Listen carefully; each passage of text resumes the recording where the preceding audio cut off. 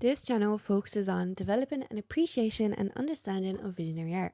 My name is Lisa and I'm an Irish research student. In this video, I discuss the importance of play for creative activity.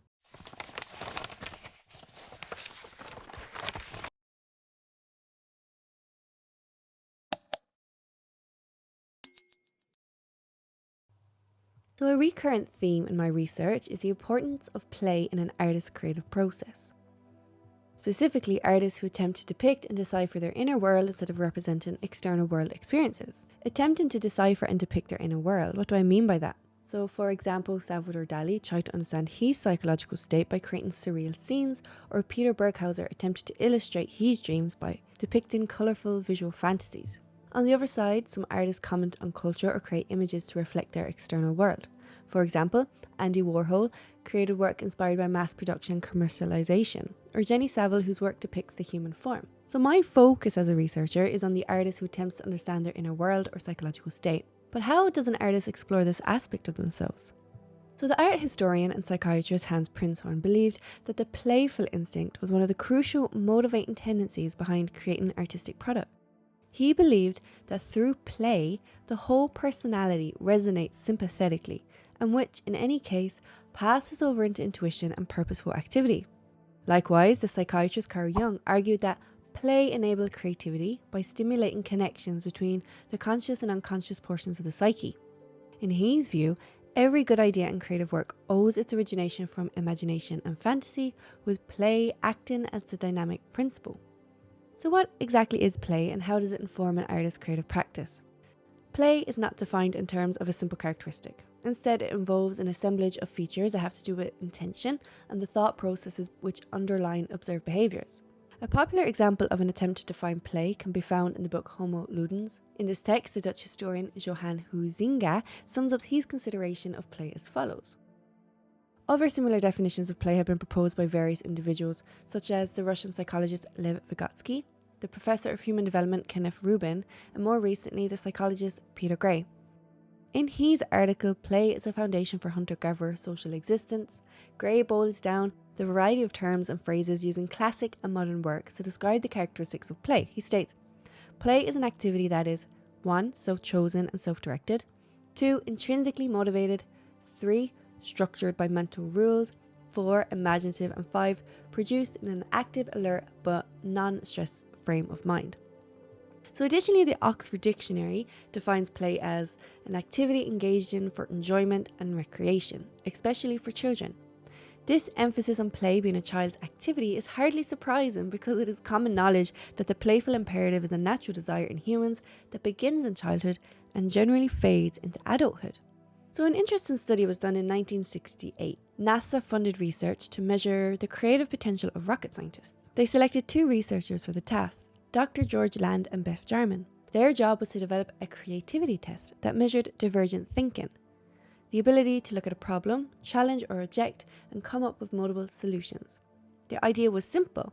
The more possibilities you could imagine, the more creative you were. The scientists eventually applied their creativity test to 1,600 children aged 4 to 5 years old. They then retested the same children at 10 and then at 15. The results were considered astounding. The proportion of people who scored at the genius level of creativity were amongst 5-year-olds at 98%, then amongst 10-year-olds at 30%, and then amongst 15-year-olds, which fell to 12%. The same test was then given to 280,000 adults with a final average rating of 2%. This downfall reflects a general observation that play, imagination, and creativity are put aside as a person matures. Likewise, the most watched speaker in the history of TED Talks, Dr. Ken Robinson, spoke of this phenomenon in his 2006 talk, Do Schools Kill Creativity? His video was viewed over 60 million times and seen by an estimated 380 million people in 160 countries. He famously stated, we are educating people out of their creative capacities. Picasso once said this. He said that all children are born artists. The problem is to remain an artist as we grow up.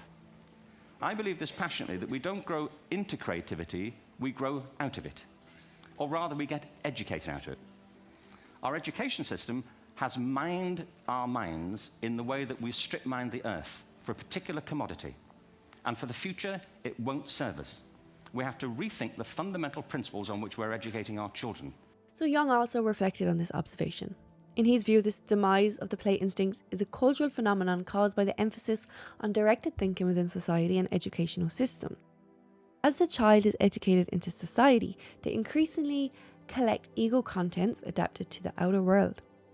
The analyst Robert Matthews states, proximity to the collective unconscious, the birthright of every child is gradually lost as the accrued, directed contents form a buffer, dampening the communications from within.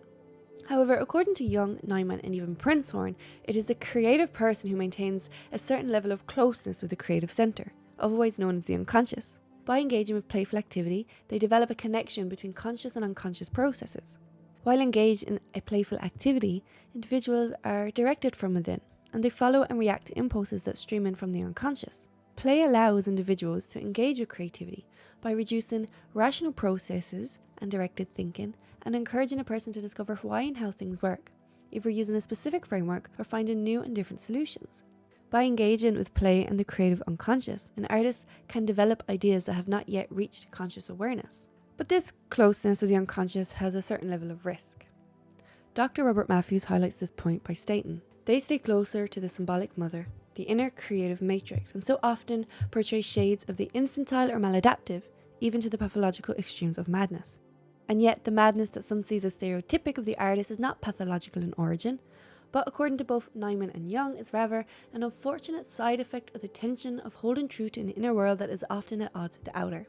Here Matthews makes an interesting point that could explain why outsider artists regularly produce visionary images. In this view, the unconscious is the source of creativity which can have both positive and negative effects. This symbolic mother can inspire great inventions and creative works, but at the same time it can negatively pull an individual into the depths of irrationality which some cannot escape.